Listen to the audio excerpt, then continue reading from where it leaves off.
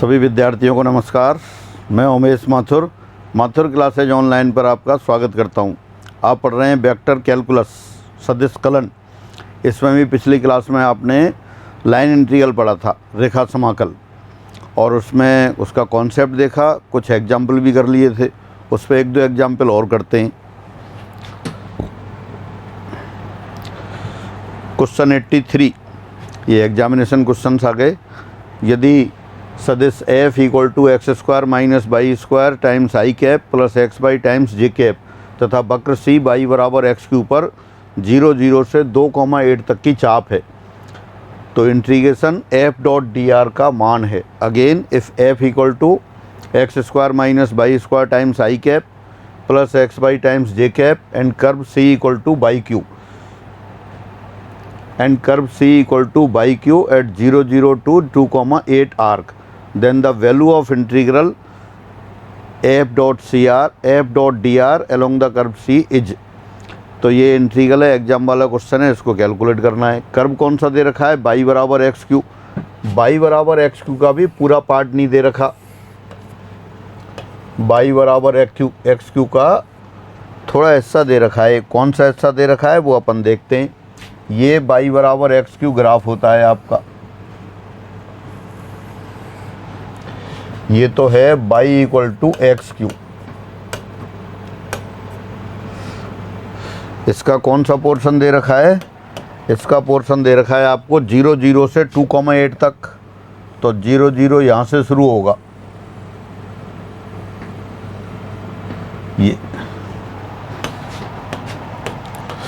ये पॉइंट तो हो गया आपके पास 0,0 ओरिजिन से, और ये पॉइंट मान लेते हैं 2,8 है।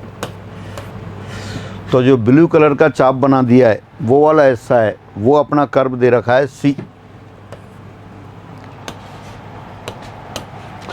दोबारा से देखें, फंक्शन दे रखा है f equal to x square minus y square times i cap plus x y times j cap, और ये काइंड इस फंक्शन का लाइन इंटीग्रल निकालना है आपको।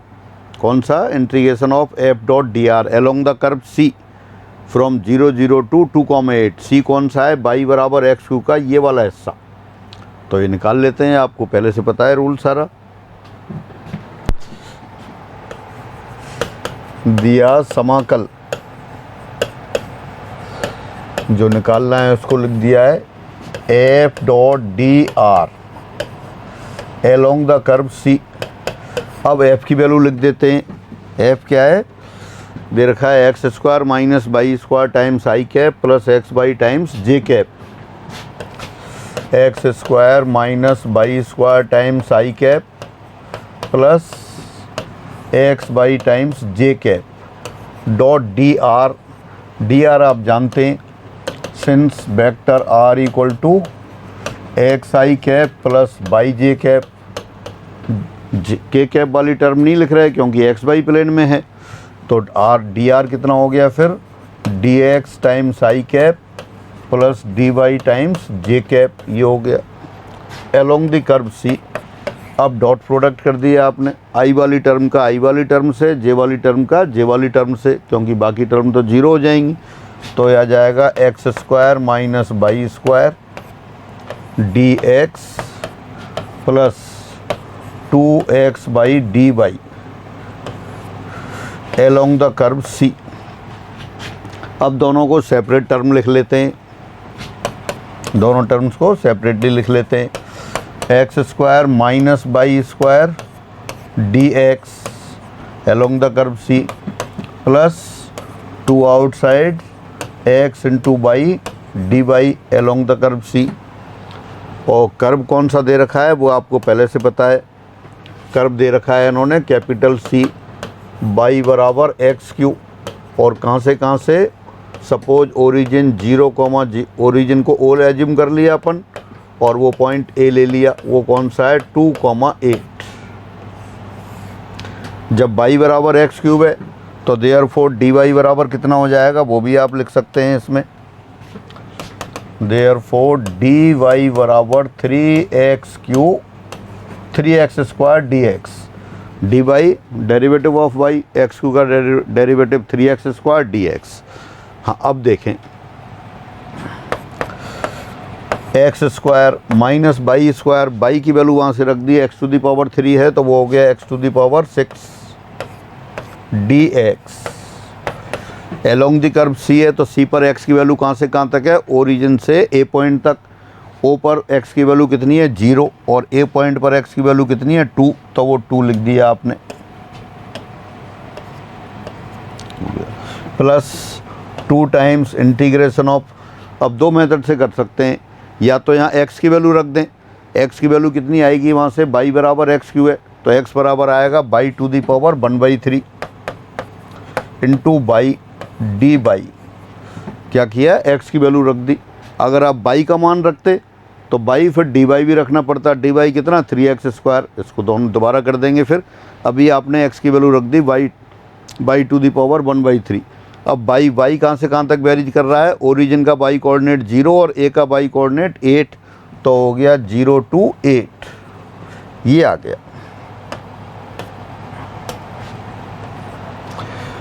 अब इसको इंटीग्रेट कर देते हैं, इंटीग्रेशन ऑफ x² का इंटीग्रल हो गया x³ 3 माइनस x⁻⁶, इसका इंटीग्रल हो गया x⁻7/7, limit 0 to 2 plus 2 outside बाई⁻⁴ और बाई⁻1 1 प्लस 1/3 4/3, तो बाई⁻⁴/3 का कितना हो जाएगा, बाई⁻⁴/3 प्लस 1 यानी 7/3 और अपॉन 7/3 यानी कि ये 3/7 हो गया, लिमिट 0 to 8। अब कैलकुलेट कर लें। हाँ देखिए पहले मिस्टेक हो गई तो 2 हटा दिया, अब दोबारा से देखते हैं, लिमिट लगाते हैं। 2⁻3 8/7 minus 128/7 plus 3/7, cube root of 8 2⁻7 128 और 0 से 0 हो गया सारा। अब देखें चेक करते हैं, 8/7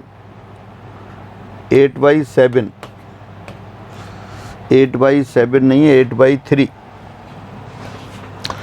माइनस 120/7 और 3/7 इंटू 128 यानी कि प्लस 2/7 यानी कि 256/7। अब 1/21 कॉमन ले लिया या कह दो एलसीएम ले लिया, 21 तो कितना हो गया, ये 56 और प्लस ये आएगा आपका 21 3, तो 3 हो गया 750 यानी कि 768, तो हो गया 7 यानी कि ये 24 824/21। एक बार आंसर चेक कर लें फिर दोबारा चेक करते हैं। हाँ ये आ गया 824/21। हाँ तो स्टार्टिंग से देखें, स्टार्टिंग क्या था, ये इंटीग्रल दे रखा था आपको, लाइन इंटीग्रल करना था, integration of f.dr along the curve C आपको पता है C बाई बराबर x³ का वो वाला पोर्शन दे रखा था जो 0 0 और 2,8 के बीच है। f की वैल्यू रख दी पहले आपने, bracket x² minus y square I cap plus x by times j cap dot dr के लिए लिख दिया dx I cap plus d by j cap, dot product किया तो ये आ गया। अब इसको दो पार्ट में कन्वर्ट कर दिया। दो पार्ट में कैसे, फर्स्ट पार्ट ले लिया x² minus y square dx along the curve C plus second part x by D by along the curve C। अब इसको दो मेथड से कर सकते थे, या तो यहाँ y की वैल्यू रखते y बराबर x³ और डी बाई के लिए लिखते 3x² dx, लेकिन y की वैल्यू नहीं रखी आपने, क्या किया x की वैल्यू रख दी। y बराबर x³ है तो x बराबर हो गया बाई⁻1/3 और पहले वाले ब्रैकेट में भी y की वैल्यू रख दी, y बराबर x³ तो y² बराबर x⁻6। तो फाइनली कितना बन गया इंटीग्रल, ये integration of x² minus x⁻6 bracket dx limit from 0 to 2 और सेकंड बन गया बाई⁻1/3 इंटू बाई यानी कि बाई⁻4/3 डी बाई लिमिट 0 to 8। अब सामान्य तरीके से इंटीग्रल कर लिया, integration of x² x³ integration of x⁻6 x⁻7/7 plus अब ये y to the power 4/3, y to the power 4/3 का इंटीग्रल हो गया y to the power 7/3 upon 7/3, उसको 3/7 लिखा और लिमिट 0 to 8 पहले वाले ब्रैकेट में रखा आपने। x बराबर लिखा 2 तो 2 to the power 3 upon 3 8/3 minus 2 to the power 7 यानी कि 128 upon 7 plus 3/7 y to the power 7/3 और बाई क्या है 8 तो 8 to the power 1/3 2 to the power 7 128।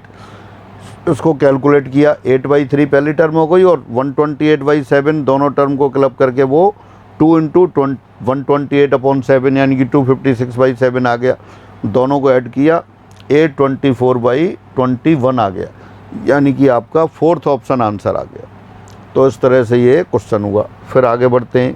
Question 84, यदि सी वक्र y बराबर √x तथा y बराबर x² से परिबद्ध क्षेत्र की परिसीमा हो तब integration 3x² minus 8y² times dx plus bracket 4y minus 6x/dy equal to what along the curve c if c limitation of the bounded area.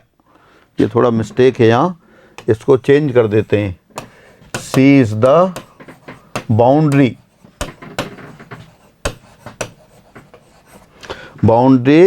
of the bounded area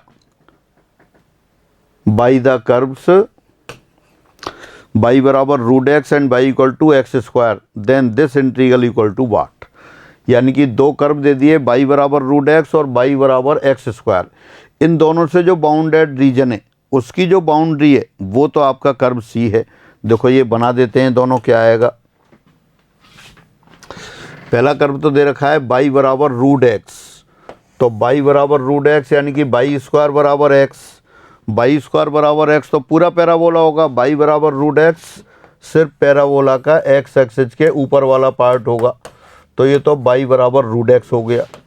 और दूसरा कर्व y बराबर x², ये भी parabola है, तो y बराबर x² parabola ये रहा, ये y बराबर x²। तो इन दोनों से जो बाउंडेड रीजन है, दोनों से बाउंडेड रीजन कौन सा है, ये दिखाई दे रहा, ये अंदर वाला रीजन। इसकी जो बाउंड्री है वो अपना कर्व है। अब इसकी बाउंड्री कौन सी है, वो बाउंड्री अपन अलग से बना लेते हैं। कर्व जो सी दे रखा है वो सी, इसकी बाउंड्री दे रखी है आपको। ये बाउंड्री यहां से देखते हैं अपन, ये ओरिजिन से जो इनका दोनों कर्व का पॉइंट ऑफ इंटरसेक्शन है वहाँ तक जाती है। पॉइंट ऑफ इंटरसेक्शन मान लेते हैं, वो पॉइंट ऑफ इंटरसेक्शन क्या है, ए है। ये तो आपका 0,0 ओरिजिन हो गया। ये पॉइंट कैपिटल ए, इसके पॉइंट ऑफ इंटरसेक्शन 1,1 है। तो दोबारा से कर्व कौन सा है, सी। देखें दोबारा पढ़ लें आप। यदि सी वक्र y बराबर √x और y बराबर x² से परिबद्ध क्षेत्र की परिसीमा हो, बाउंड्री हो, तो y बराबर √x और y बराबर x² दोनों से घिरा हुआ रीजन देखा और रीजन की बाउंड्री ये रही। अब बाउंड्री यहाँ से इधर जा रही है, पहले ये ओरिजिन से ए तक और ए से फिर बी वापस ओ तक, ये है। तो यहाँ अपन मान लेते हैं ये जो दोनों कर्व है उन दोनों कर्व का अलग अलग नाम लिख लेते हैं अपन। एज्यूम कर लेते हैं, माना C1 कौन सा है, C1 तो y बराबर x², ओ से ए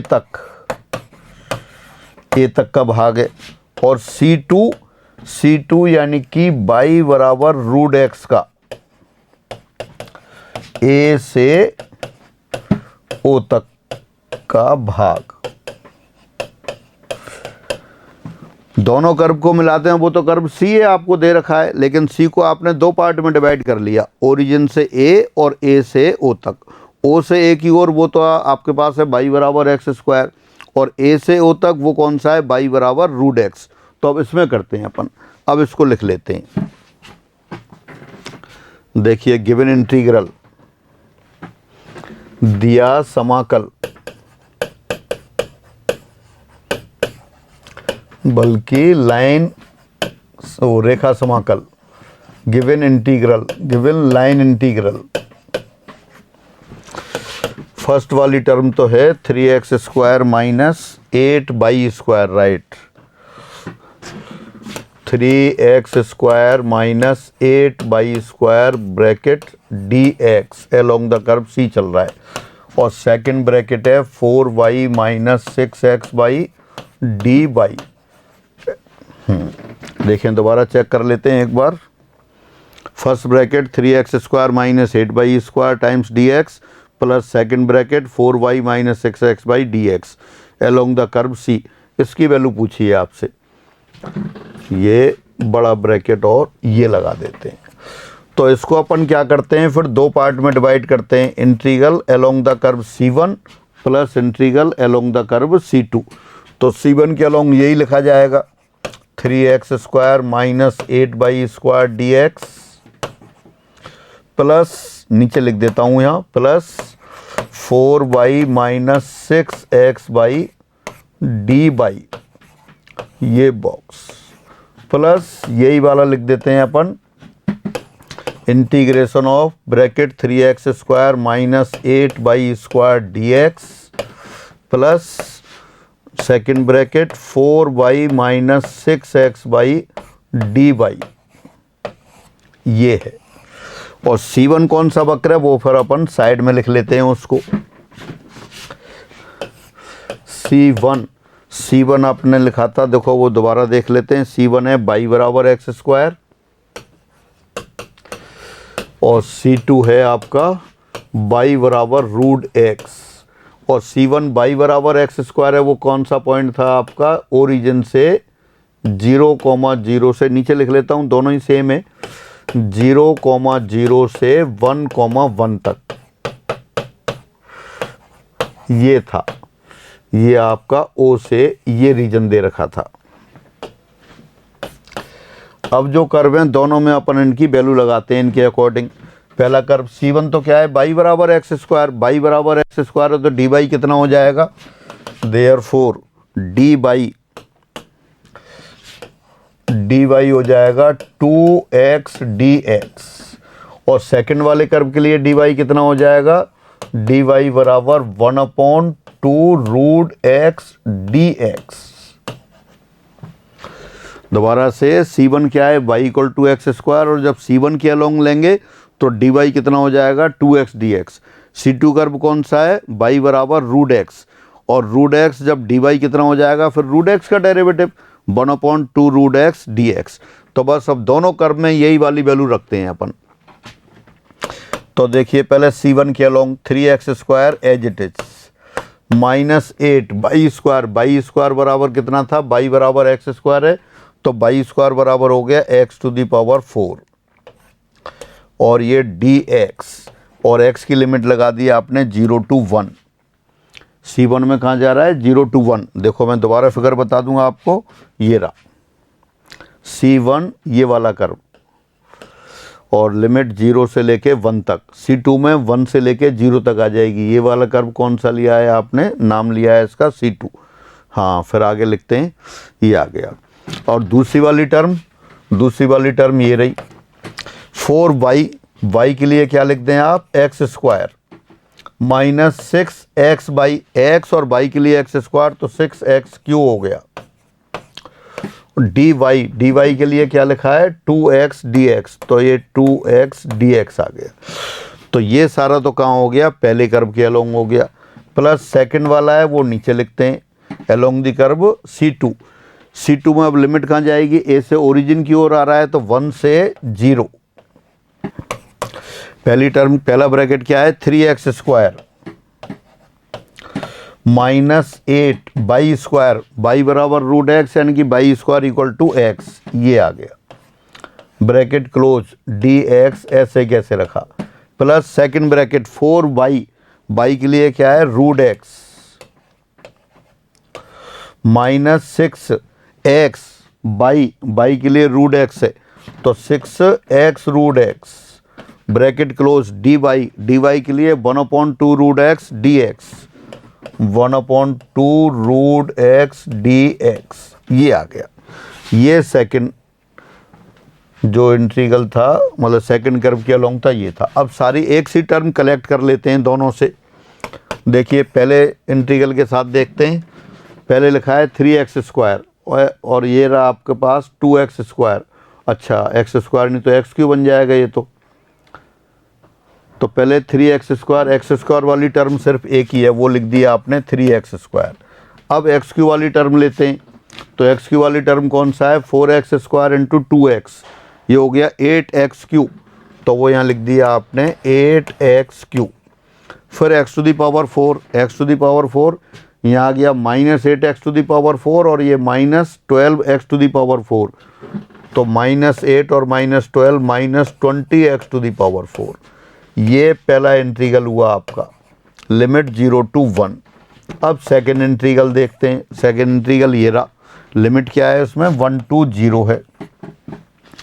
पहली टर्म 3x², वहाँ से 3x² कोई टर्म नहीं आ रही तो इसको लिख देते हैं 3x² -8x, अच्छा वहाँ से आएगा x, कौन सा आएगा देखिए, -6x√x अपॉन 2√x, 6/2 3 हो गया, और ये 3 बीच में माइनस तो नहीं था, माइनस नहीं था, तो 3x यानी कि -3x और ये -8x -11x, 4√x upon 2√x यानी कि ओनली 2 dx, ये बना। थोड़ी कैलकुलेशन ज़्यादा है, एक बार और चेक कर लेते हैं क्योंकि मिस्टेक हो गई तो फिर दोबारा मुश्किल हो जाएगी। क्या था आपका इंटीग्रल, स्टार्टिंग से देखें। इंटीग्रल था 3x² -8y² dx plus 4y -6x dy along the curve C। फिर आपने C कर्व को दो पार्ट में डिवाइड कर लिया, C1 और C2। C1 तो कौन सा था, ओरिजिन से A की ओर, और C2 क्या था, A से, दोबारा फिगर देखें आप, ये फिगर रहा आपका। C1 तो कौन सा था, ये वाला पार्ट, y = x² जो पैराबोला था वो C1, और जो y = √x था वो C2। C1 में लिमिट कहाँ से जाएगी, 0 से लेके 1 तक, और C2 में कहाँ से जाएगी, 1 से लेके 0 तक, तो बस वही लिखेंगे। हाँ, तो एक बार C1 के अलोंग लिख दिया, एक बार C2 के अलोंग लिख दिया। C1 में दो टर्म थी, दोनों टर्म ऐसे कैसे लिख दी। C2 में भी दोनों टर्म थी, दोनों के दोनों ऐसे लिख दी।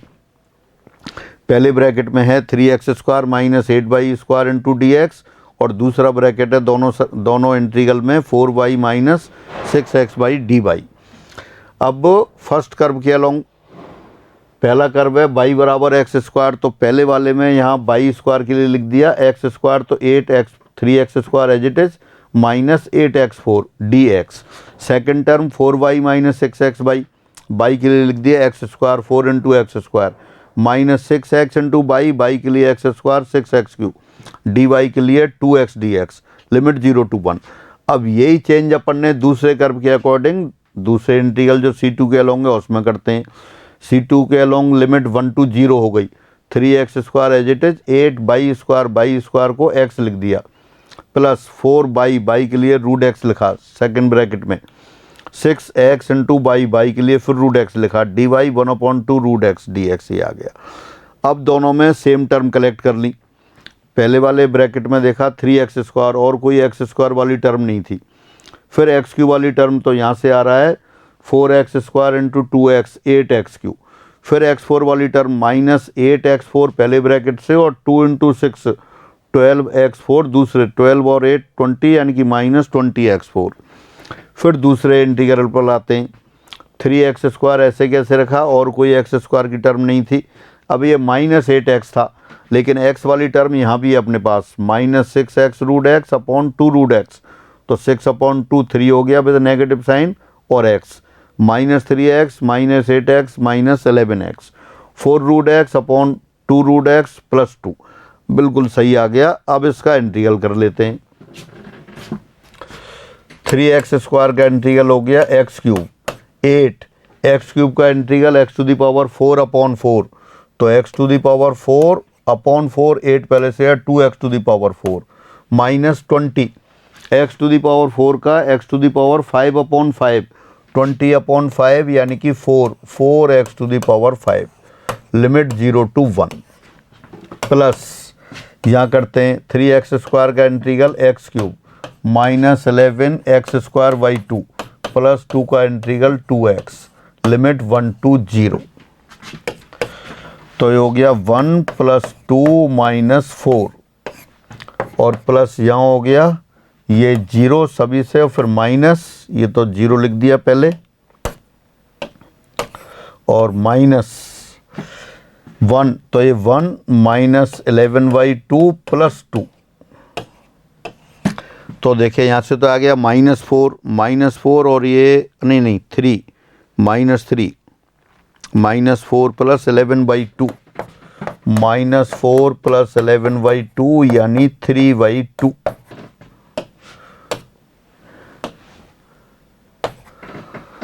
हाँ, तो ये इंटीग्रल आ गया। दोबारा चेक कर लिया, आंसर देख लेते हैं क्या है। हाँ, आंसर एक सेकंड ऑप्शन आ रहा है 3/2। तो ये आपकी मेहनत सफल हो गई और ये एक ही बार में आपका आंसर आ गया। कैलकुलेशन ज़्यादा है लेकिन फिर भी आप इस तरह से कर सकते हैं। तो दोबारा से देख लें आप, इंटीग्रल दे रखा था आपको 3x² - 8y² dx + 4y - 6x dy along the curve C। तो आपने C कर्व को दो पार्ट में डिवाइड किया, C1 और C2। C1 वाला पार्ट कौन सा था, जो ओरिजिन से A की ओर जा रहा था, और C2 वाला जो A से ओरिजिन की ओर। तो पूरे इंटीग्रल को अपन ने दो पार्ट में डिवाइड कर लिया। सारा इंटीग्रल का जो टर्म्स थी वो तो ऐसे कैसे रही, सारे का सारा part along the curve C1 plus सारे का सारा अलोंग दी कर्व C2। अब C1 वाले में क्या किया, क्योंकि C1 कर्व अपने पास y = x² था, तो यहाँ जहाँ जहाँ y था वहाँ y = x² dy = 2x लिखा। दूसरे वाले में कर्व y = √x था, तो जहाँ भी y बराबर था वहाँ √x लिखा, और जो dy को 1/2 √x लिखा। दोनों को सॉल्व किया, कैलकुलेशन हुई थोड़ी सी, और सॉल्व करने के बाद फिर आपके पास जो टर्म आ गई, ये 3x पहले वाले इंटीग्रल में आ गया, 3x² + 8x³ - 20x4 dx limit 0 to 1, और दूसरा integral 3x² - 11x + 2 bracket dx limit 1 to 0। सामान्य तरीके से इंटीग्रल और फिर लिमिट, थोड़ी सी कैलकुलेशन, 3/2 आंसर आ गया। तो ये आपका क्वेश्चन हुआ। फिर आगे बढ़ते हैं। समाकलन इंटीग्रेशन ऑफ f.dr का मान फलन f, जहाँ फलन f क्या है, zi + xj + yk के लिए, जहाँ c एक xy समतल का इकाई वृत्त है जो z बराबर √1 - x² - y² गोलार्ध को परिबद्ध किए हुए है होगा। Again the value of integral line integral f.dr for the function f = zi + xj + yk, where c is the unit circle in the xy plane bounding hemisphere z = √1 - x² - y² h। तो देखें, ये तो integral दे रखा है। अब curve देखें, curve कौन सा है, कर्व ये लिखा है कि इस गोलार्ध से परिबद्ध किए हुए है, जहाँ C एक XY तल समतल का इकाई वृत्त है, यानी unit circle in XY plane bounded by the hemisphere z = √1 - x² y²। तो हेमीस्फीयर क्या है, दे क्या रखा है आपको, z बराबर √1 - x² - y², ये दे रखा है आपको। तो देयरफॉर z² कितना हो गया, 1 - x² - y²। सारी टर्म एक साइड में ले आए, तो वो हो गया x² + y² + z²। कांस्टेंट 1 को राइट साइड रखा। तो ये गोला दे रखा है, बल्कि गोला भी आधा दे रखा है, गोलार्ध हेमीस्फीयर आधा। ये गोला कौन सा होता है, इसका केंद्र 0 0 पर और रेडियस 1 है। तो इसको देखो, फिगर बनाने की कोशिश करते हैं। ये इस तरह से फिगर बनेगा, ये नीचे XY प्लेन में आ गया, ये आप मान लेते हैं ओरिजिन है। ओरिजिन ये x एक्सिस हो गई, ये आपकी y एक्सिस हो गई, और ऊपर ये z एक्सिस हो गई। तो जो नीचे वाला जो हिस्सा अपन ने बना दिया है, ये XY प्लेन है, ये आपका XY प्लेन है। इस साइड भी है, इस साइड भी होगा और पीछे भी होगा। ये y एक्सिस है, ये x एक्सिस नहीं है। तो ये XY प्लेन जैसे ये है, और ऊपर आधा स्फीयर है। स्फीयर तो इसकी बाउंड्री कौन सी दिखाई दे रही है, बाउंड्री आपकी ये है, ये वाली बाउंड्री है, और इस बाउंड्री की इक्वेशन क्या हो जाएगी, इस बाउंड्री की इक्वेशन हो गई आपकी सर्किल सी आपका x square plus y square equal to 1 हो गया। ये सर्किल रहा। स्फीयर कौन सा है, x square plus y square plus z square equal to 1, और वो एक्स वाई प्लेन इसके बीचों बीच में से जा रहा है, डायमीटर वाला प्लेन है। तो उसका ऊपर जो आधा गोला होगा वो हेमीस्फीयर दे रखा है, उसको किससे डिनोट कर रखा है, ये ऊपर वाला हिस्सा है, ये डिनोट हो रहा है जेड बराबर √1 minus x square minus y square. अब ये एक्स वाई प्लेन में होगा तो एक्स वाई प्लेन में जेड बराबर 0, जेड बराबर 0 तो क्या बच गया, x square plus y square equal to 1 हो गया। तो कर्व बजाय सीधे लिखने के अगर वो ये कहते हैं कि कर्व क्या है, सी बराबर x square plus y square बराबर 1, ये सर्किल है, ये कहने की बजाय उन्होंने क्या दे दिया, एक हेमीस्फीयर दे दिया, यानी एक्स वाई तल के ऊपर गोला, गोला भी कैसा, अर्धगोला। तो अर्धगोला वो एक्स वाई प्लेन को जहाँ मिल रहा है उसकी जो बाउंड्री मिल रही है वो बाउंड्री है, वो कर्व सी है, और वो बाउंड्री कौन सी आ गई आपके, वो x square plus y square equal to 1 वाला सर्किल आ गया। तो बस ये सी थोड़ा घुमा के दे दिया। अब दोबारा उस क्वेश्चन पर आते हैं फिर अपन। तो एफ डॉट डी आर का मान निकालना है जहाँ सी ये है, और चूंकि एक्स वाई प्लेन में है तो डी आर बराबर क्या लिख देंगे आप, आर बराबर हो जाएगा आपके पास x i cap plus y j cap plus 0 k cap, क्योंकि एक्स वाई प्लेन में जेड तो है ही नहीं। तो और यहाँ से डी आर कितना आ जाएगा, फिर डी आर कैप, चलो वो आगे लिख देते हैं, एफ डॉट डी आर लिख लेते हैं, जेड एक्स बाई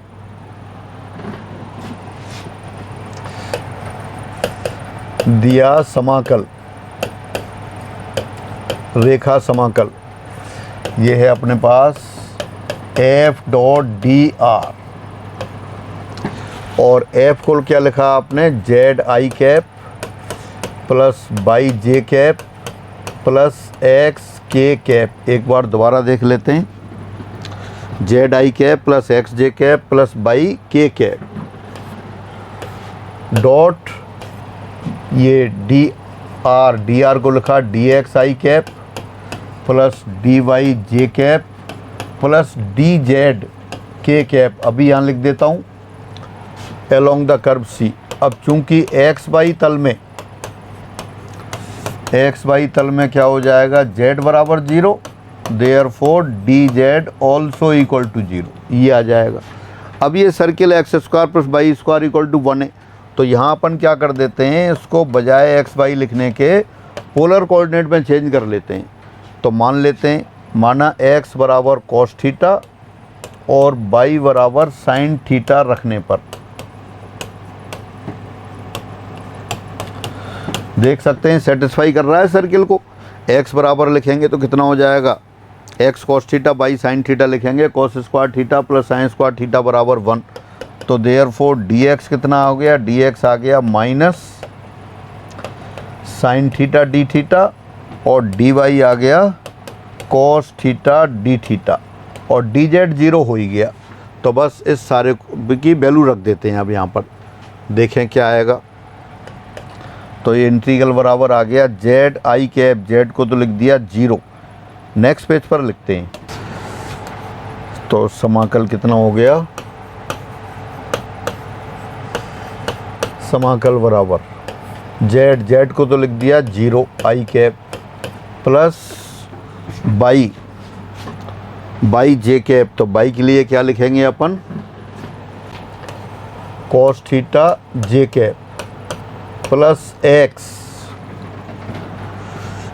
के कैप। तो एक्स के लिए क्या लिख दिया आपने, साइन थीटा के कैप। अब डॉट फिर लिखते हैं डी एक्स क्या आएगा, कॉस थीटा का डेरिवेटिव किया है, minus sine theta d theta outside लिख देंगे, ये i cap plus d y कितना हो गया, cos theta j cap, cos theta d theta j cap, और ये 0 के कैप, और आउटसाइड लिख दिया डी थीटा। अब लिमिट किया जाएगी थीटा की पूरे सर्किल में है, जैसे आप एक पॉइंट से चलेंगे तो, या मैं दोबारा सर्किल वहाँ बना लेते हैं, पूरा सर्किल अगर सर्किल देखें तो ये आएगा, ये एक्स वाई प्लेन में सर्किल हो गया, ये ओरिजिन, ये बाई एक्सेज, ये 1,0 है, ये सपोज ए पॉइंट है, तो ए पॉइंट पर थीटा बराबर 0 होगा और पूरा चक्कर लगा के जब आएगा तो थीटा बराबर 2 पाई होगा। तो पूरे सर्किल में थीटा का मान 0 से लेकर 2 पाई आ गया, तो वही लिमिट लगा देते हैं 0 to 2 पाई। अब देखें, पहली टर्म 0 आई कैप और sine theta i cap with negative sine 0 हो गया, कॉस थीटा बचा सिर्फ, j cap dot j cap 1 हो गया और के वाली टर्म फिर 0 हो गई, ये डीठा बना, ये 0 to 2 पाई।